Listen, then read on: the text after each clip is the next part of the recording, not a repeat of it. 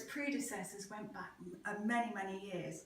So what we've got here then, let's take the earliest one that we've got here, the medieval instrument. If you have a look, it's got a very wide bore.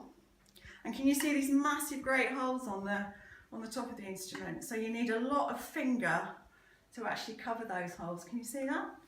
Okay, if we move on to the Renaissance instrument, probably slightly narrower tube, slightly smaller holes, and by the time we get to the Baroque, we've got a very, very narrow bore and much smaller holes, and of course, as you can see here, it's jointed, whereas this very early instrument is just a single piece of wood.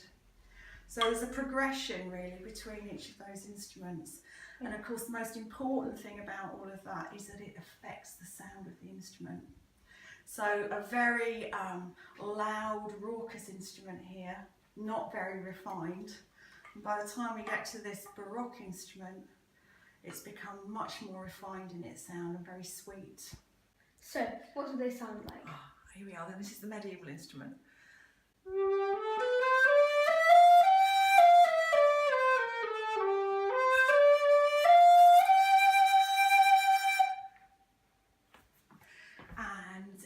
So if we go to Renaissance instrument,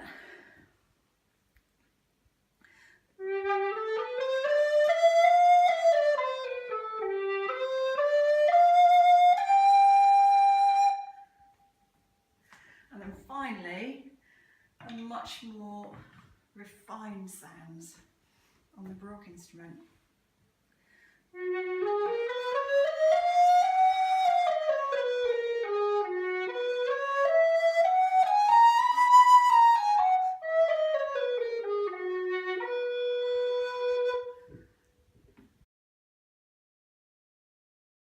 What's the difference between a Baroque violin and a modern violin?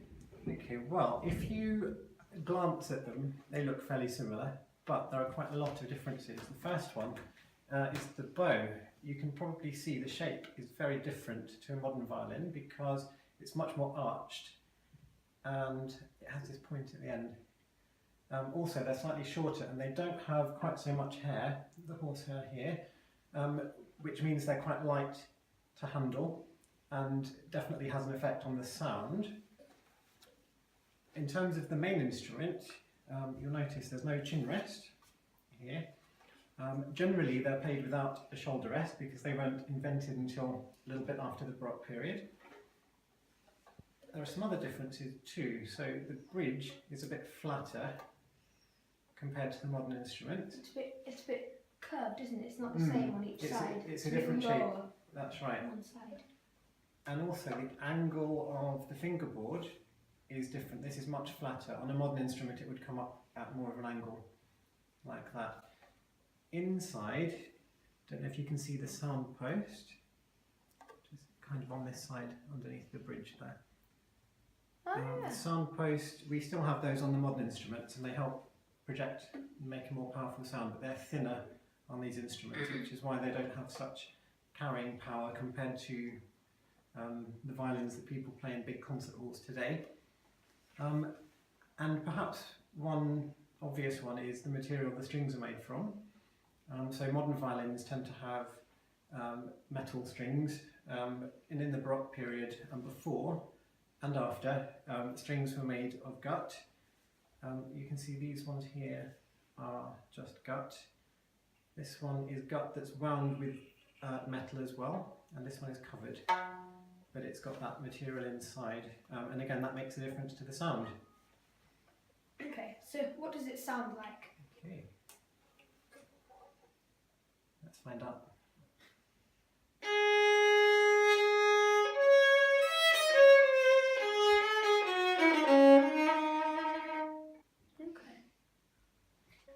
One thing that's noticeable in Baroque music for violin is you tend not to go particularly high up the fingerboard, which in the classical period onwards happened more and more. So you see lots of big concertos where people are playing up here. In Baroque times, the instruments weren't really designed to cope with that. So violinists would rarely play much beyond here on the fingerboard. So there's not so much shifting around. So, is a harpsichord? So a harpsichord is just a keyboard instrument from the Baroque period. Okay. So, like a piano, but what are the differences? Well, the main difference is in a piano, the strings are hit by hammers, whereas on a harpsichord, probably going to be really hard to see that, the strings are plucked by these tiny quills there. So it makes a very different sound. Yeah. So it's being pushed up and plucked, right? So yes, hammered. these move up instead of down, and yes, pluck the string as they do so. Okay.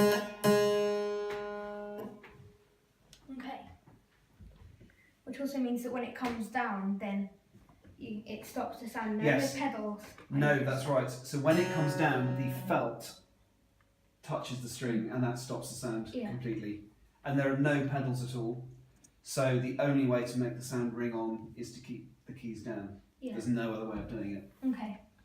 Also, tell me about figured bass. About figured bass. Well, often in the Baroque, composers didn't actually write the harpsichord part at all. So they wrote a cello part and they wrote numbers underneath the cello part, which would tell you what chord to play on top. So if they wrote 5-3, or often they left it completely blank, that would be a normal triad. So if it was a C, that would be a C major chord. Yeah. If it was an E, and they still in the bass and they still wanted a C major chord, they'd write 6 or 6-3. And the numbers just tell you the spaces, starting with the C, counting up. So that's 1, 2, 3 to E, 4, 5 to G, and that's how that system works. Okay. So you can just decide where to put the chords and. Yes, you decide how you do it. Cool. What's a viol? A viol is a Baroque instrument which looks like a cello, but it's actually more closely related to a guitar. Can you spot why? It's got 6 strings. Uh-huh. I've played one of these before. It's strung a lot more like a guitar. And what's the third thing? I don't know. Frets. It's got frets. Ah, yeah. So if you look at a cello, now I don't have a cello, so I printed off a picture of a cello, which is the next best thing. It's kind of a familiar picture. If you look at a cello, you may need to zoom in on that.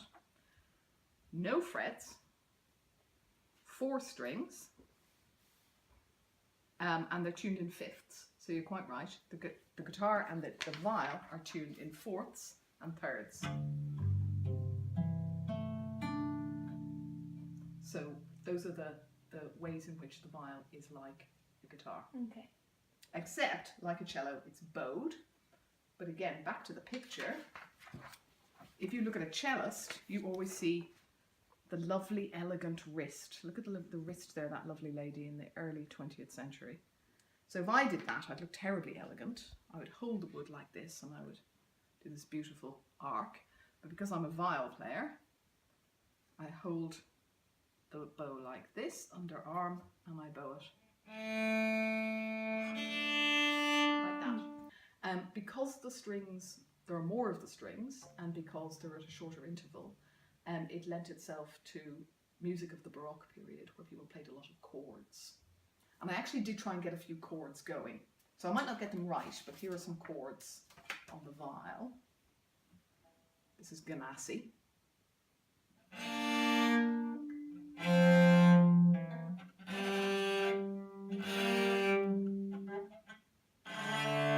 That's the tricky one.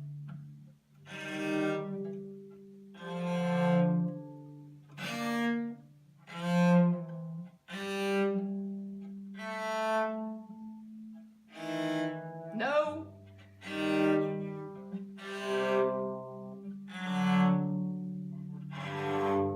So what's your favourite thing about the Baroque? My favourite thing about the Baroque in music, and it relates to the viol, is that lots more people played music, and music wasn't just confined to professional musicians. And one thing you notice, therefore, with Baroque music is there's no other way of saying it, it's easier to play. Because it's not just written for professionals, it's written for people to play. Okay. The Baroque guitar really came into fashion from about 1600 up to about 1750. So most makers were around for about 150 years and people would play all instruments. And the main difference between the Baroque guitar and the classic guitar is that first the Baroque guitar's only got 5 strings, but it's got pairs of strings which are called courses.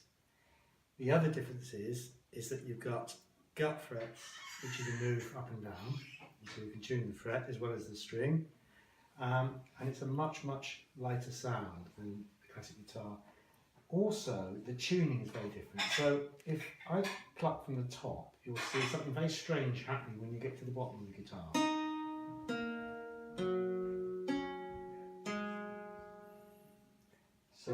That's like a ukulele. So the bottom 2 strings are actually higher than some of the treble strings.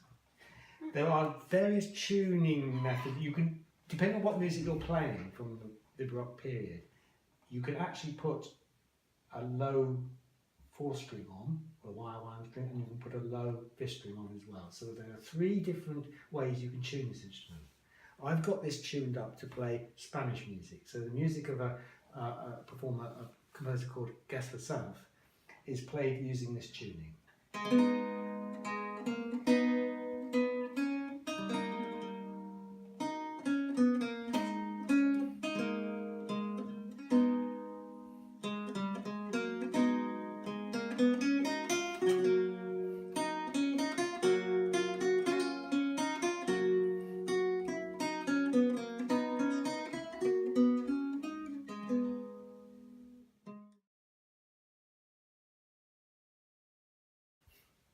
So, what's your favourite thing about the Baroque?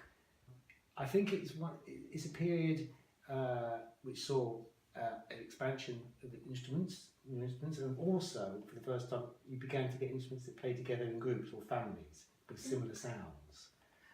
So it's a very European-wide movement. Suddenly, lots of different countries wrote the incredible music, especially from Spain, Italy, France, Germany, and even England. A little bit, not much from England. So I think it's a diversity of it all, which I find fantastic. Yeah. My other question is, can I